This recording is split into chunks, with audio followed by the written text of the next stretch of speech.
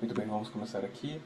A primeira questão seria a derivada duas vezes a tangente de x, onde, segundo segue a regra trigonométrica, a tangente de x é secante. Então, vamos indo para aqui a próxima. Perdão por esse erro.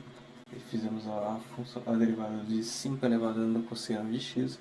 A gente utiliza a trigonometria, colocando o ln nas duas condições, fazendo toda a derivada da primeira parte da função, a derivada da segunda, onde o ln, a gente faz a separação do ln, de fora para dentro, resultando no ln, a derivada de ln de 5 vezes o cosseno de x, já aplicando a propriedade de que a derivada de ln é igual a 1 sobre x, então aquele ln vira 1 sobre y.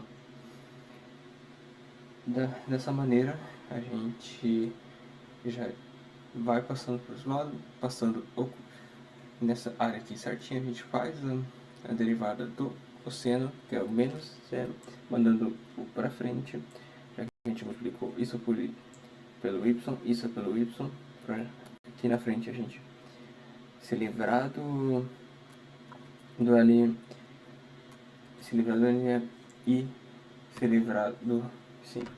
Então, já fazendo a substituição direta, a gente, o y, que equivale ao 5 cosseno de x, ele volta para a função negativo, desculpa, não está aqui o negativo, mas era para estar. Não, perdão, ele está certo, é o correto, é o cosseno aqui, o ln aqui.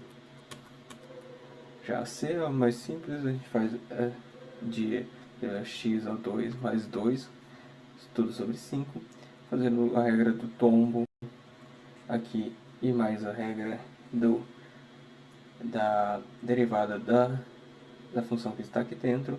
A gente tem esse resultado, fazendo a multiplicação do 2x pelo 5 e simplificando tudo para esse resultado. Agora, a mais complicadinha, que é a mais demorada, seria a letra C. A gente faz também, já deixa imposto aqui a questão qual é a forma da derivada, onde a derivada de dentro equivale a 3, y igual a 3, já adiantamos aqui, onde i aqui que está de dentro, que seria dentro da raiz, eu transformo ela em elevado a 3x elevado a meio, já fazendo a regra do tombo, e fazendo a inversa do negativo que sobrar, eu faço a multiplicação certinho, resultando nesse valor aqui.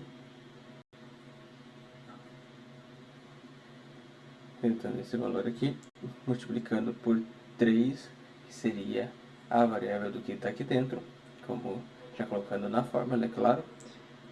Resultando nesse valor, eu multiplico os dois pelo raiz de 3x para deixar mais fácil para as próximas questões, resultando na derivada C da função C 3x.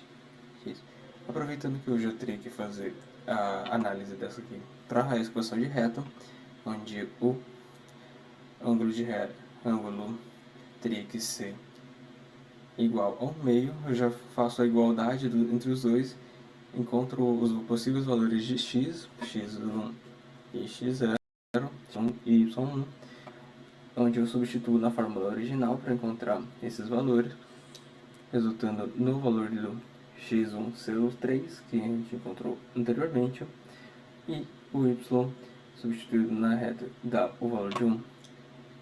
Com isso, a gente já joga na fórmula e resulta na equação de reta de x menos 1 sobre 2. Dessa forma, o gráfico que aparece aqui, eu não consegui descobrir o porquê que a equação está cortando a reta ao invés de estar encostando. É um erro meu, não sei, porque eu fiz o teste para ver se o que eu fiz estava certo, mas mesmo assim deu errado. Então, voltando aqui para o principal, outra que a gente faz o ln(xe) usando as propriedades do ln, onde a derivada da função x é igual à derivada da ln sobre da função g. Faço a derivada da segunda parte, que está dentro do ln. Já pulando, depois de fazer a substituição, a gente já volta com o valor anterior, que seria o valor x sobre x, resultando, utilizando a propriedade onde deixando em evidência que fizemos ele de maneira que fique nesse valor. Aí já vamos direto aqui para a terceira questão.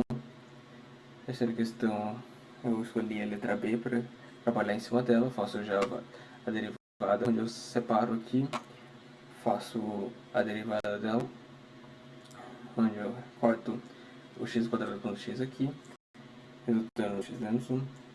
Agora, para fazer a derivada de cada um, usando a regra de a gente divide ela, resulta na derivada de 1 mais 9 sobre 1 sobre x, ou seja, a derivada de 1 mais 9 dividido por x ao quadrado. A gente já faz a análise do gráfico, o gráfico sendo a parte de cima, na equação original, sendo o domínio em reais e a parte de baixo do denominador dos reais sem o zero. Então o domínio da função é só uns reais sem o zero. As cinturas verticais a gente faz o limite quando para zero. As duas, mesmo com a abertura da função, elas são indefinidas, então a questão não tem cinturas verticais. Aqui o resultado que eu veio na posição errada da função anterior. As horizontais, a mesma coisa, a gente fazendo os limites dessas horizontais, a gente por limite, eu abro a questão até o momento onde eu possa trabalhar ela de maneira correta. Aqui dá onde resulta em infinito para as questões, infinito tendendo a infinito, tendendo a infinito. Para as duas, tanto para mais quanto para menos infinito, então as horizontais não existe a expressão infinito. Já utilizando o roteiro aqui do que foi proposto, como são reais, não os pontos críticos não existem, as inclinações não existem, as verticais, a vertical, a inclinação vertical ela é igual a zero, ou seja, o valor que não tem na função, e as horizontais são infinitas. As próximas questões, as outras cifras não existem. E utilizando o gráfico, eu utilizei essas menos 3 menos 1, onde tem uma função que ela tende ao infinito, tanto para cima quanto para cima, não encostando no eixo x. E temos seus pontos principais na 1 e 10. É isso.